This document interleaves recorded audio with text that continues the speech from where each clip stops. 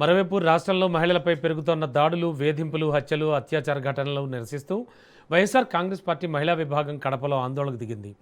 నగరంలోని అంబేద్కర్ సర్కిల్ వద్ద నిర్వహించిన ఈ నిరసన కార్యక్రమంలో పార్టీ మహిళా నేతలు, కార్యకర్తలు పెద్ద సంఖ్యలో పాల్గొన్నారు.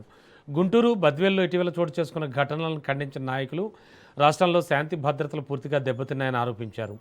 బాధితులకు న్యాయం చేయడంలో ప్రభుత్వం విఫలమైందని విమర్శిస్తూ మహిళల భద్రతకు తక్షణ చర్యలు తీసుకోవాలని డిమాండ్ చేశారు. మహిళలపై దాడులకు పాల్పడిన వారిపై కఠిన చర్యలు తీసుకోవడంతో పాటు రాష్ట్రంలో మహిళలు నిర్భయంగా జీవించే వాతావరణాన్ని కల్పించడం ప్రభుత్వ బాధ్యతని స్పష్టం చేశారు. మహిళల రక్షణ విషయంలో ప్రభుత్వం నిర్లక్ష్యం విడి బాధిత కుటుంబాలకు న్యాయం చేయాలని వైఎస్ఆర్సీపీ మహిళా విభాగం కోరుతోంది.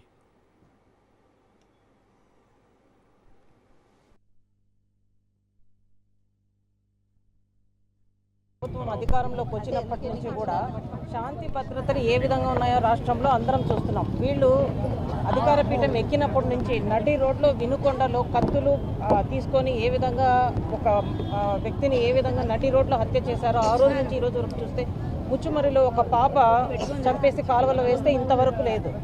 తిరుపతిలో జనసేన ఎమ్మెల్యే బాధితురాలని నడి రోడ్లో ఒక మహిళను కొట్టడము, గుంటూరులో ఒక మహిళని కొట్టడం కానీ, నిన్న బద్వేల్, మామూలుగా బద్వేల్లో ఎంతో పీస్ఫుల్గా ఉండే బద్వేల్లో కూడా అధికారం ఉందని అధికారాన్ని చూసుకొని మహిళలని, వృద్ధులని కూడా చూడకుండా పెద్ద పెద్ద బరిసెలు, గడ్డపార్లు తీసుకొని వచ్చి వాళ్ళని ఏ విధంగా భయప్రాంతులు పట్టపగలు నడి రోడ్లో ఏ విధంగా భయప్రాంతులకు గురి చేశారో మనమంతా కూడా చూస్తున్నాం.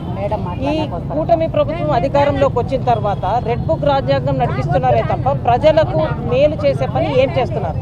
మహిళలకు 45 ఏళ్ళ అంటే 18 ఏళ్ళ నుంచి 50 ఏళ్ళ లోపల వాళ్ళకందరికీ కూడా ఆర్థిక సాయం అందిస్తామన్నారు, పెన్షన్ ఇస్తామన్నారు. ఎక్కడ పోయింది? వాళ్ళు సాయం చేయకపోగా ఈరోజు మహిళలకు మాన ప్రాణాలకే భద్రత లేదు. ఖచ్చితంగా మేమందరం కూడా ఈరోజు రాష్ట్రం అంతా కూడా మా పార్టీ అధినాయకుల పిలుపు మేరకు, జగన్మోహన్ రెడ్డి గారి పిలుపు మేరకు అందరం కూడా శాంతి భద్రతలు నెలకొల్పాలా, మరి ముఖ్యంగా మహిళల ప్రాణాలను కాపాడవలసిన బాధ్యత ఈ ప్రభుత్వానికి ఉంది. అందులో మహిళా హోమ్ మినిస్టర్ గారు ఉన్నారు, ఖచ్చితంగా స్పందించాలా. ఈ విధంగా అందరి మీద ఇట్లా అరాచకాలు, అన్యాయాలు జరుగుతూ ఉంటే ఏం చేస్తా ఉన్నారు? తర్వాత ఇంకొక వింత విషయం ఏంటంటే, ఎక్కడి నుంచో వచ్చి బద్వేల్లో ఆ వృద్ధ దంపతుల్ని వాళ్ళు కొట్టడం కాకుండా పోలీసు వాళ్ళు ఇద్దరి మీద కేసులు నమోదు చేశారు. బాధితుల పట్ల నిలబడాల్సిన పోలీసులు ఇద్దరి మీద కేసులు కట్టడం ఏంటో మాకు కూడా అర్థం కావడంలా.